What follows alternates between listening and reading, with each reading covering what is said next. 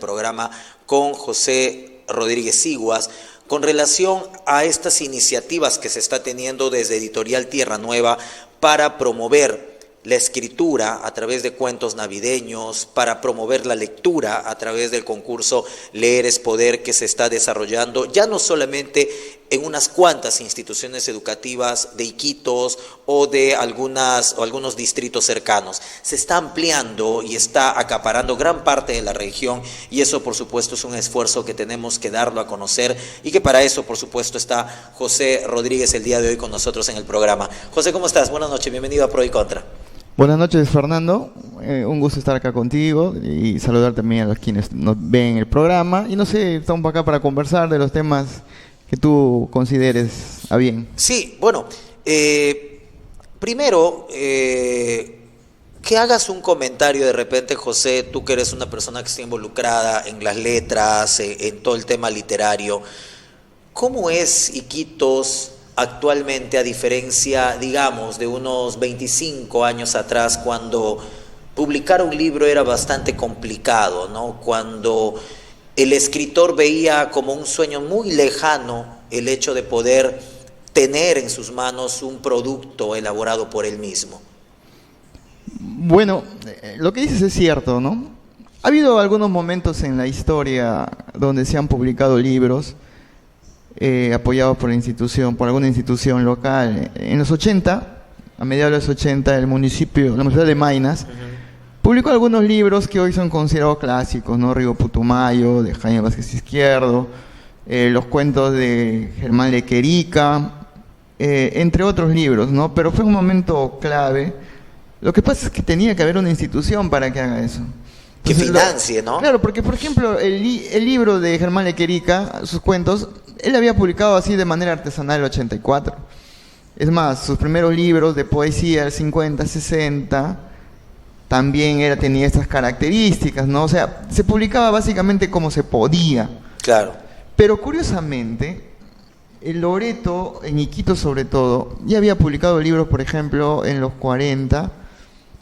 En 1918 la región publica los cuentos de Genaro Herrera, cuentos leyendas, ¿no? de Genaro Herrera en 1918, pero eran de manera escasa, ¿no? A cuentagotas.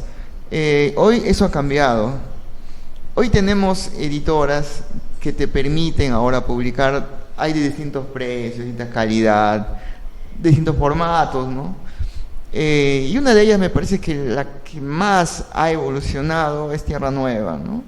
Si comparamos los primeros libros, cuando era J.I.M., no sé si es Jaime, Mónica, no sé, pero así era el antecedente. Supongo que debe ser eso, ¿no? Supongamos que debe ser eso. Cuando se publicaron libros de Pepe Barletti en los 90, todavía pues eran libros hechos con las condiciones que había en ese tiempo. Exacto. ¿No? Entonces, hoy vemos los libros de Tierra Nueva pues con libros hermosos, ¿no? De Gino Chacarelli, por ejemplo, sus libros de sus cuadros, de sus pinturas son hermosas, de tapadura. Entonces, ha habido un proceso evolutivo y hoy también los escritores pueden publicar en sus redes, o sea, no solamente el formato escrito en papel, sino que también tienen otras formas donde dar a conocer, ¿no? Es más, hay jóvenes que se leen porque tienen algunas redes que se permiten, creo que Wattpad, creo que se llama, donde leen los jóvenes. Entonces hay medios distintos que también pueden hacerlo.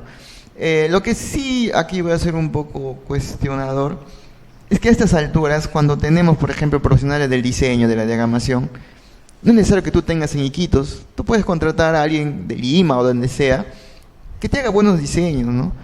Entonces, acá todavía algunos editores siguen haciendo como se hacía antes, pones una imagen y le pones un título encima y ya está, ¿no? Cuando el tema del diagramador es un trabajo artístico, no tienes que hacer con la calidad. Donde hay mucha creatividad de por medio. Claro, un ¿no? diagramador diseña, pues es diagramador y diseñador. Exacto. Él tiene que primero te plantea una propuesta editorial de cómo va a ser el libro, ¿no? Entonces, eso es lo que todavía algunos no han mejorado, ¿no? Pero esperemos que tomen ese camino que está haciendo Tierra Nueva. Porque Tierra Nueva tiene editores, correctores, lectores, ¿no? Que permiten que el libro tenga una calidad. que se merecen realmente los lectores, ¿no? Y hacia allá vamos, ¿no? Y esa calidad, precisamente a la que tú haces mención, también genera un gran atractivo para los lectores, ¿no? Porque que cojas un libro A, que tiene una calidad, digamos, una carátula como quien dice, mira, esto no tiene mayor presencia a considerar y a tomar un libro que tenga pues una carátula bastante, con un diseño bonito, una calidad diferente, jala al lector. Eso como que también llama mucho la atención del posible lector también, ¿no? Claro, hoy día me comunicaban las maestras de un colegio de San Pablo, muy felices por los libros. Se quedaron sorprendidos porque la calidad de los libros, de la edición, no. Y también el autor, ¿no? Decían, José, pero esto está hermoso. Y dicen, y a veces... ¿Es una editorial de acá? Claro, o sea, ellos se quedaron sorprendidos. ¿Cómo que y acá tiene que ver con el proyecto Leer es Poder? ¿Cómo así donan libros de esta calidad, no? El autor es Roger Runriel, ¿no? Entonces nadie puede negar de la calidad. O sea, del contenido nadie puede decir, ¿no? Por supuesto. Entonces también el formato también le da un plus al libro, ¿no? Es el otro encantamiento que te permite el libro como objeto, no como poder tocar, ver, ¿no? Entonces se quedaban sorprendidas. Entonces eso es un poco también que de alguna manera le da un plus a un libro, ¿no? La calidad de la edición. En ese caso, por ejemplo, Editorial Tierra Nueva no solamente ha evolucionado en el tema de la calidad de impresión, de diseño, de diagramación de los materiales que va publicando, sino que está yendo, digamos, más allá con lo que tú acabas de decir, el concurso Leer es Poder. Tú has estado precisamente en la evolución de este concurso, en la implementación de estas ediciones anteriores. ¿Cómo notas el cambio, la presencia que va teniendo el concurso en las instituciones educativas?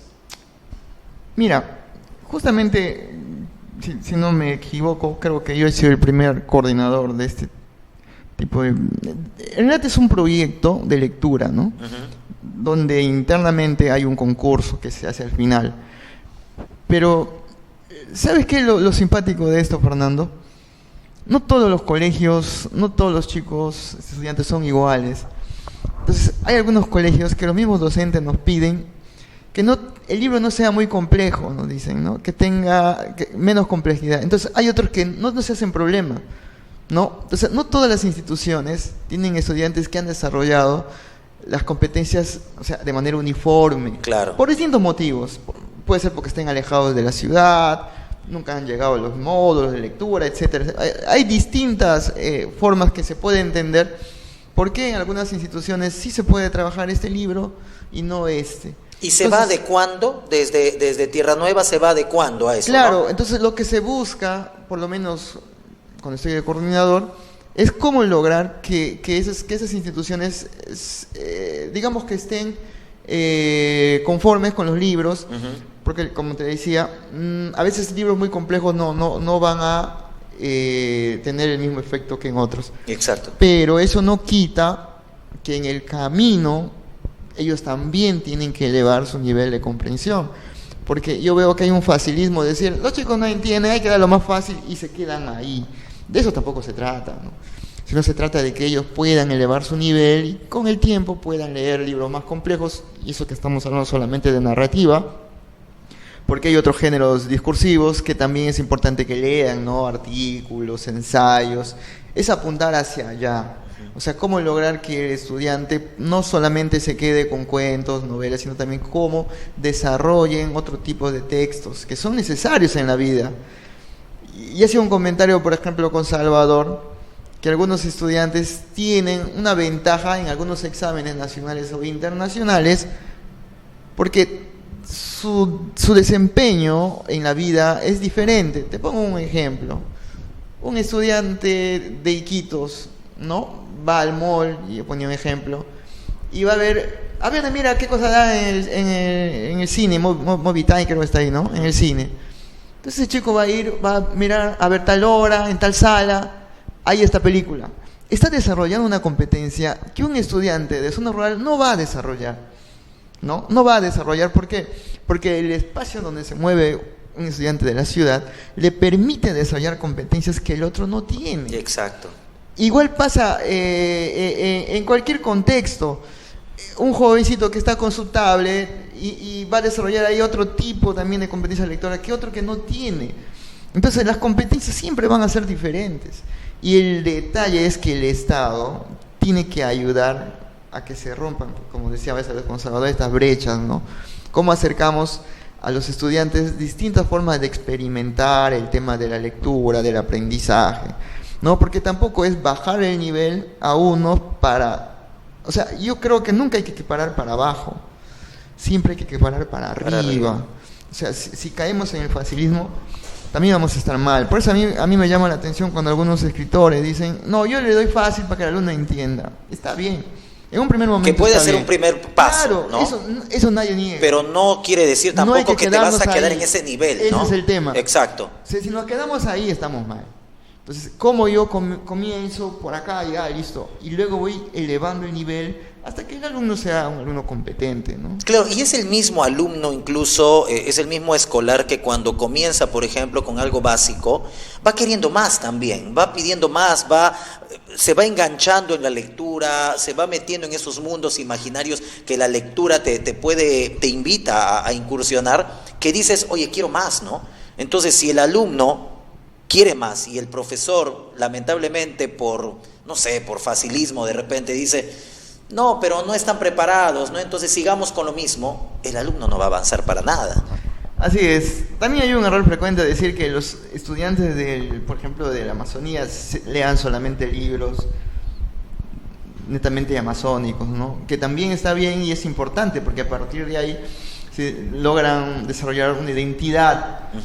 Pero también cuando uno tiene la experiencia con estudiantes, hay jóvenes que quieren leer cosas fantásticas y tú no lo vas a negar tampoco. Claro. ¿No? Entonces, hay estudiantes que pueden leer otro tipo de lecturas porque tienen el acceso a través de animes, ¿no? De series, que conocen más realidades diferentes que la nuestra. Y quizás nosotros también tenemos que darle no solamente libros, ¿cómo hacemos para que culturalmente el estudiante pueda ver teatro, pueda ver películas, series sobre animales, realidades propias que tenemos? O sea, hay mucho que hacer.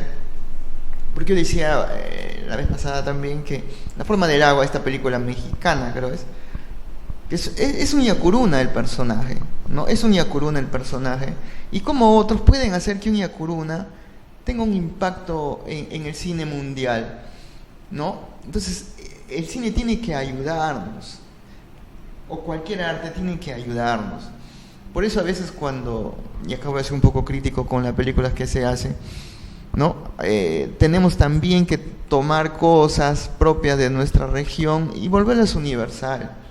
¿Por qué nosotros hablamos, por ejemplo, de hadas, gnomos?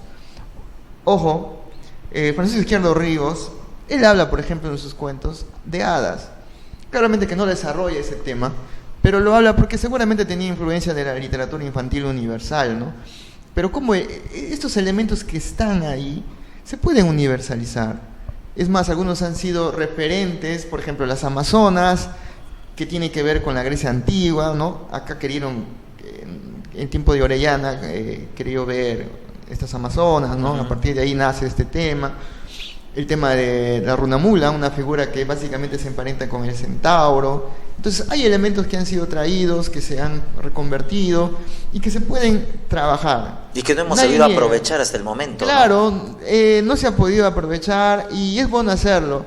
Pero nuevamente, yo considero que se tiene que hablar de la literatura amazónica, pero no cerrar otro tipo de literaturas tampoco. Exacto. No podemos ser chauvinistas, ¿no? Porque este joven en algún momento va a viajar a otro lado. O estamos pensando que toda la vida se van a quedar acá.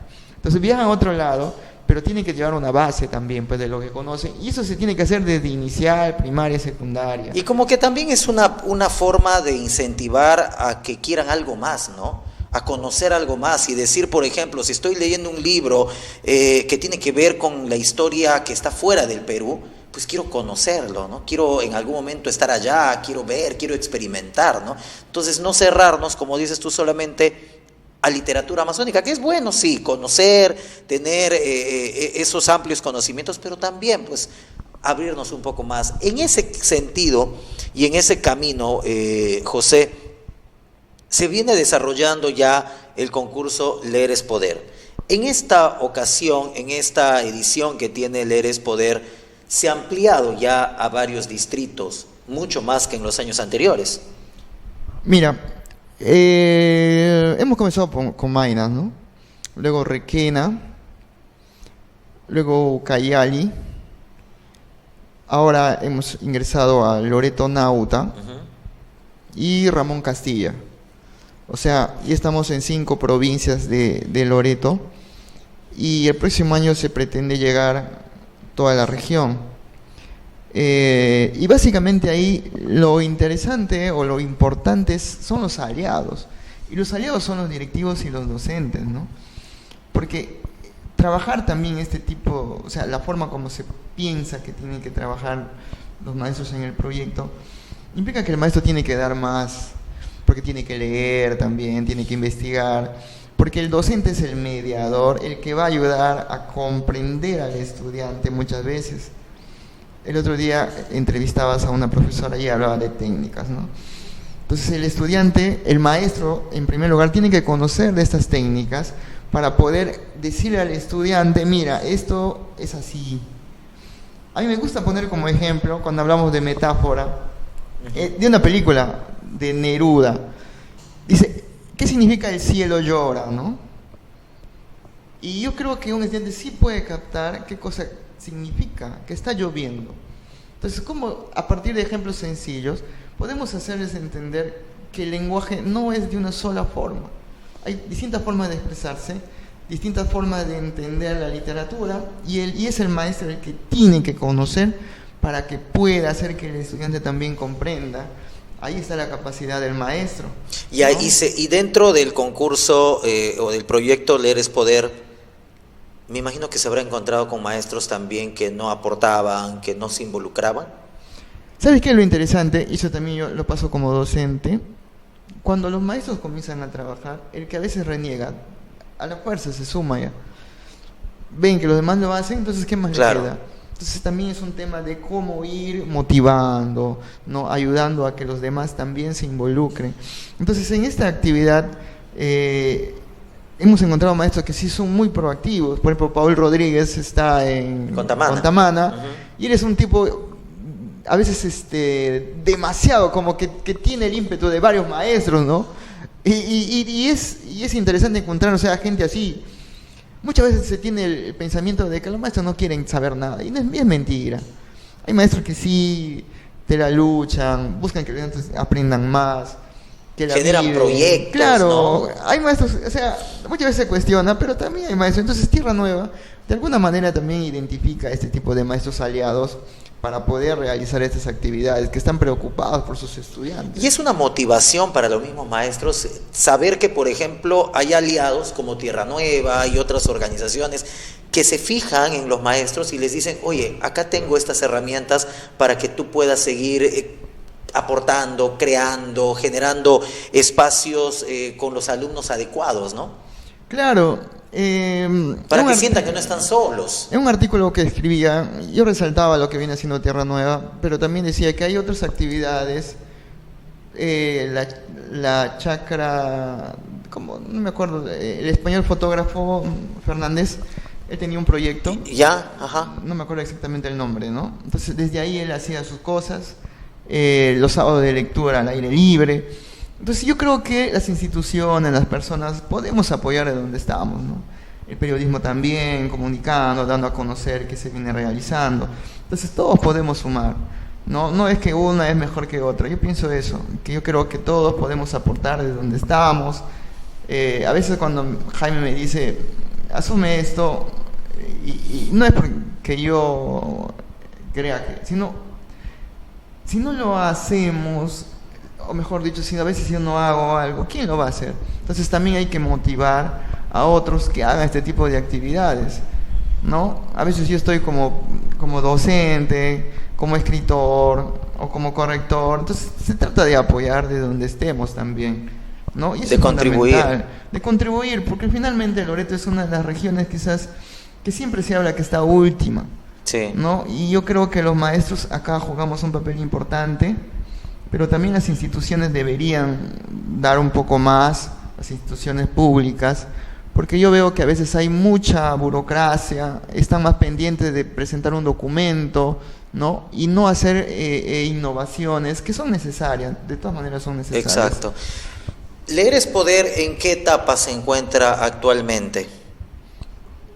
Mire, a ver, cuando hablabas del concurso, los estudiantes primero leen los libros, pueden ser 1, 2, 3, dependiendo, ¿no? Eso tiene que ver también con el colegio. Hay colegios que leen más, hay colegios que leen menos. Pero en noviembre se aplica un examen de comprensión para ver cómo están, y el alumno, por ejemplo, que tiene mayor puntaje es premiado con una laptop, ¿no? Ya, que eso es en noviembre donde ya culmina, digamos. Así es, entonces ahí, dependiendo de la institución educativa, puede ser 1 o 2. Depende de la cantidad de estudiantes, etcétera, etcétera, puede ser 1 o 2. Entonces ahí el estudiante que ha aprovechado, ¿no? Va a ganar su laptop. El año pasado creo se sumaron otros premios, no sé, pero hasta ahora la información que yo tengo, ese no depende de mí, es que solamente hay una laptop o 2, dependiendo del tamaño de las instituciones. Es en noviembre. Por institución educativa. Que se aplica claro. Entonces, la inversión que se hace es una inversión muy importante, ¿no? Como te digo, y el año pasado, una señorita de colegio de Requena, que había ocupado el primer lugar, tuvo luego un logro importante también, más allá de esto. O sea, el alumno que lee no solamente está, digamos, predispuesto a tener un buen rendimiento en comunicación, sino que en todas las áreas leen. Sí. Hasta en matemáticas se lee interpreta un problema. Y te genera también un pensamiento crítico, ¿no? Ante diferentes situaciones. Además, claro, porque tú tienes que resolver situaciones en contextos diferentes. Y cuando más leas, esto te permite poder resolver más problemas también. Una vez, cuando vienen los exámenes, por ejemplo, voy a poner un caso de ascenso en los maestros, ¿no? El maestro que más lee, que más investiga, de hecho que va a tener un mayor puntaje, a diferencia del que no lee. Ahora, a ti te ha tocado, dices, porque justo tú sabías eso. Claro, lo que pasa es que si tú llenas más ítems, o sea, hay menos posibilidades de fallar. Pero si no lees, entonces no puedes tú responder, ¿no? Entonces la suerte se te hace favorable porque también le ayuda, decía Chilavert, un arquero paraguayo, hay que ayudar a la suerte. Y eso implica que los maestros también se deben preparar, ¿no? Entonces estamos en esa etapa ahorita que los chicos están estudiando, están leyendo de los libros, y para noviembre sería una evaluación para determinar qué estudiantes estaría ganando su laptop y también cómo ha ido el proceso evolutivo. Hay una cosa que sí yo decía, y yo también considero que se tiene que hacer. Si no hay una institución pública que lo haga, yo creo que Tierra Nueva tendría que convocar a autores, por ejemplo, que escriban sobre ciencia. Vamos a ver sobre los peces, pero que tengan una complejidad, digamos que sean adaptados para estudiantes de secundaria, ¿no? Hay mucha investigación que se hace en la Amazonía, tenemos el IAB, pero a veces la investigación que tiene es para científicos, ¿no? Eso podría, de alguna manera, implementarse en los colegios con textos científicos no tan complejos, ¿no? Que sean adaptados para jóvenes. O libros de historia. O sea, ¿cómo podemos avanzar? No solamente al género narrativo, sino género argumentativo, textos argumentativos, hasta libros de cocina, ¿no? O sea, porque los libros de cocina implican otro tipo de lectura. Claro, pero a lo que vas, y te entiendo un tanto, es que finalmente buscar que sea amigable también para todo público, ¿no? No solamente para los escolares en realidad, porque tienes mucha razón. Por ejemplo, el IAP, cuando hace sus libros de investigación, tú agarras los libros de investigación del IAP, y justo yo veía hace 3 días, en esta semana veía un libro del IAP ordenando algunas cosas y me pongo a revisar, y de verdad que trataba de entenderlo, pero es complicado, no es entendible para más que creo que el grupo del IAP, ¿no? Sí, pero es que está escrito para investigadores, ¿no? O sea, es para ese nivel. Pero ¿cómo acercamos? Hay un tipo de periodismo que se hace, que es el periodismo de divulgación, si no me equivoco, que más o menos lo que hace un investigador, un científico, lo adapta para una noticia, ¿no? Exacto. O sea, es digerible, vas a poder entender, ¿no? Entonces, yo creo que textos así se tienen que hacer de historia, de ciencia, hasta de deporte. O sea, ¿cómo podemos dar una variedad de lecturas? Y yo creo que Tierra Nueva lo puede hacer. Mira, siempre se habla de que leemos los textos que nos manda Lima, ¿ok? Entonces, desde acá también se puede hacer, ¿no?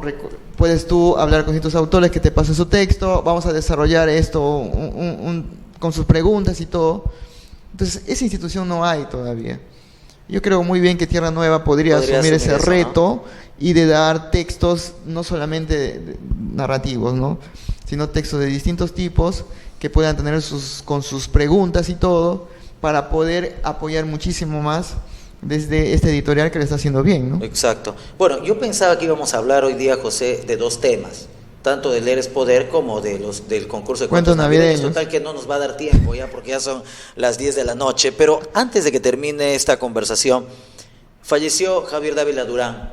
¿Qué reflexión te trae? Mira, él fue integrante de un grupo, digamos que fue el segundo grupo más importante de la Amazonía ubinzana, ¿no? Sí. Antes estuvo Trocha, y él fue uno de los que lideró este movimiento, con Roger Runriel sobre todo, y ha dejado dentro de su legado no solamente su poesía, sino también una revista que ha tenido un buen periodo de existencia, que fue Proceso. Sí. Y en Proceso tú encuentras información muy importante para cualquier investigador que quiera encontrar cosas sobre cine, no solamente sobre política, que era su fuerte, sino también sobre cine. Es más, tenía su suplemento que abordaba literatura. Entonces el legado de Javier Dávila tiene que ver con eso, con su poesía, con su trabajo periodístico, con lo que él buscaba para generar espacios también culturales. Él fue uno de los integrantes del FICA en sus inicios, o sea, Bubinzana apoyó en sus inicios también este evento. Entonces era un escritor, una persona que no solamente era el poeta, que muchos lo recuerdan solamente como el poeta, ¿no? Pero sí hizo cosas muy interesantes desde distintos ámbitos. Y bueno, era uno de los supervivientes junto con Runriel, ¿no? Porque, bueno, es un grupo que marcó una época en los 60, sí. Estamos década del 20 del siglo posterior. Entonces su legado es importante. Y yo creo, nuevamente, así como nos falta, digamos, divulgar más sobre ciencia, también es importante divulgar sobre nuestras figuras en literatura, ¿no? Que es importante que los jóvenes conozcan. Claro, y ciertamente no vas a conocer tú estas figuras si solamente haces obras narrativas, sino también hay que hacer obras de otro tipo donde permita revalorar la figura de esos escritores. Por ejemplo, Marco Pandura ha publicado un libro de crónicas sobre personajes, y ahí, por ejemplo, se conoce lo que hacen estas personas, ¿no? Entonces también hay que impulsar este tipo de textos para conocernos mejor, para conocer nuestra historia y poder a partir de ello seguir creciendo como sociedad, ¿no? Claro que sí. Bien, José, muchísimas gracias por estar en el programa. De hecho, que la próxima semana vas a estar de nuevo por acá porque tenemos que hablar del concurso de cuentos navideños. Gracias. Ya, gracias a ti. Bien, nosotros...